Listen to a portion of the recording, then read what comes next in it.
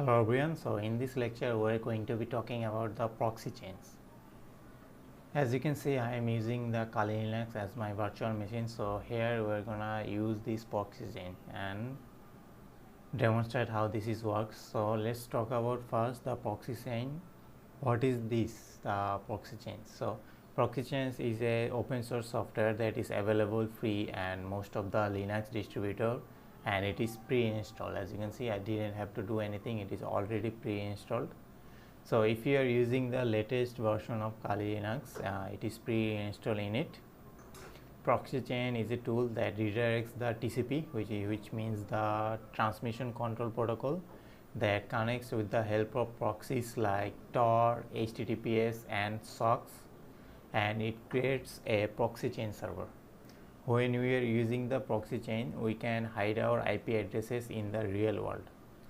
In Kali Linux, when we are using any tools, that time source IP address is our main, and if we are using proxy chains, that time our IP will be hidden, and when you are scanning or visiting any website we give there, then our IP addresses as there are logs and they will be hidden and not in the real one. So proxy chain is very useful. So if you are only visiting the web page, that you can use Tor browser, but if you want to hide your whole traffic, then you have to use proxy chain. So let's talk about couple of the proxy chains features, like it supports SOCKS S5 or SOCKS 4 and HTTP Connect proxy servers. So proxy chain can be mixed up with any different proxy types of list, and then proxy chain also support any kind of chaining option method like random, which takes a random proxy in the list that is stored in a configuration file that will show in the later, or chaining proxy in the exact order list, and different proxies that separated by a new line in a file. Then proxy chains can be used with servers like Squid, SendMail, etc. Proxy chain is capable to do DNS resolving through proxy. And at last, the proxy chains can handle any TCP client application like Nmap, Telnet, etc. So what is the proxy chain syntax? So as you can see, I am using a Kali Linux.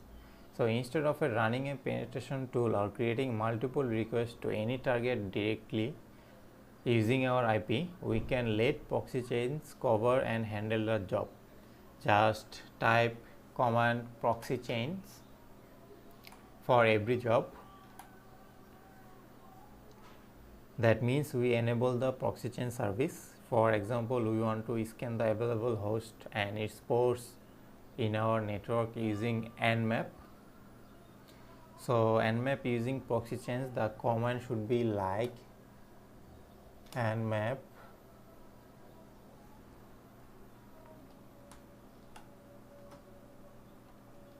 then 192.168.1.1/4.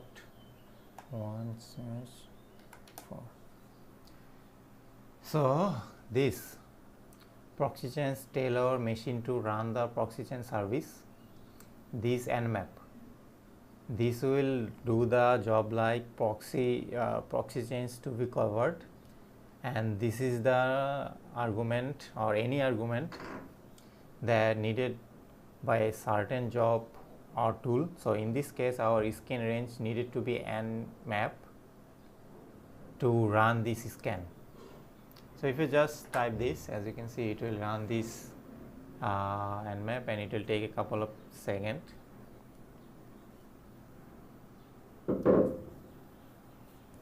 So before, as you can see, Nmap scan all of those using these IP addresses. So as you can see, there are a couple of ports are open, like there are TCP ports open, which are HTTP service and UPnP services.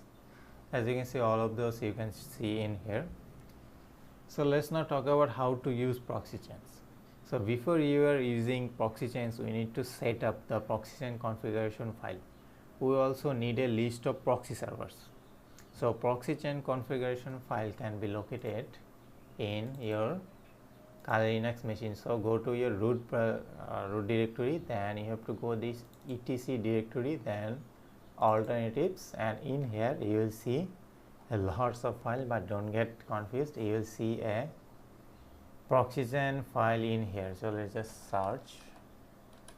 As you can see, this is the file we need to configure.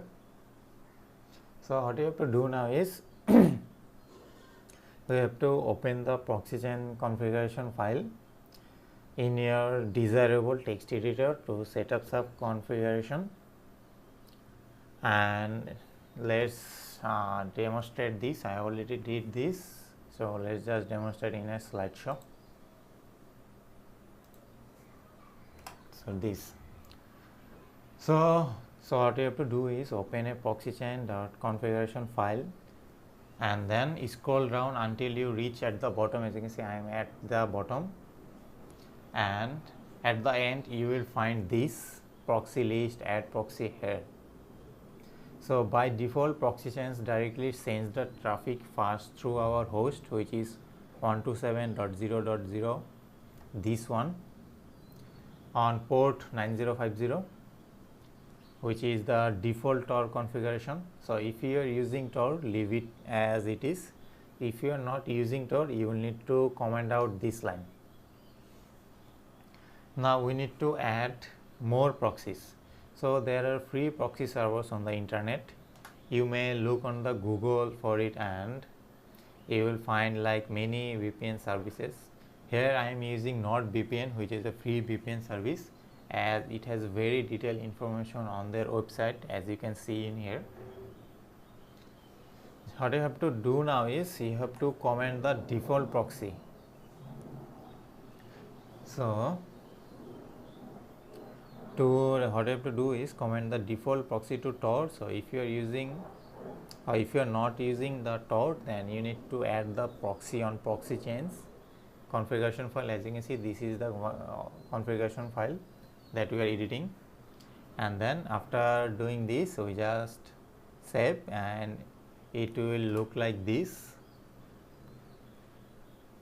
As you can see, it will look like this. Now what you have to do now is I have to like go in here. So you will see a lot of like dynamic chain, streak chain, or random chain. So what is dynamic chain versus random chain?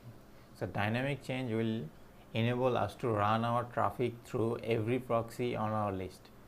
So and even one of the proxies is down and not responding, the dead proxies are then skipped. It will automatically go to the next proxy in the list without throwing an error.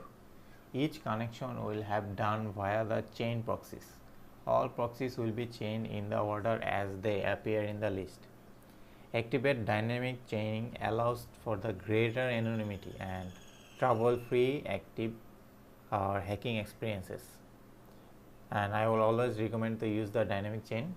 To enable dynamic chain in the configuration file, just uncomment. As you can see, this is the uncomment. So just uncomment this dynamic chain line,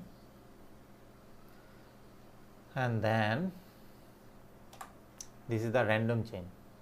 So random chaining will allow proxy chains to randomly choose IP addresses from our list, and each time we use proxy chains, the chain of proxy will look different to the target, making it harder to track our traffic from its source. To activate random chaining, comment out this random chain. The chain of the proxy will look different to the target, making it harder to track our traffic from its source. Since we can only use one of these options at a time, make certain that you comment out the other option in the section before using proxy chains. You may want to use uncomment the line, then chain underscore length, this one. This option will determine how many of the IP addresses in your chain will be used in creating a random proxy chain. So as you can see, that's pretty much easy, and now we can know and use the hacker to use the proxy chain to cover their identity. That's how they use it, and to stay anonymous without worrying about the detected by the target ideas or forensic investigators. So that's how people use proxy chains. It's very easy, so make sure you try it.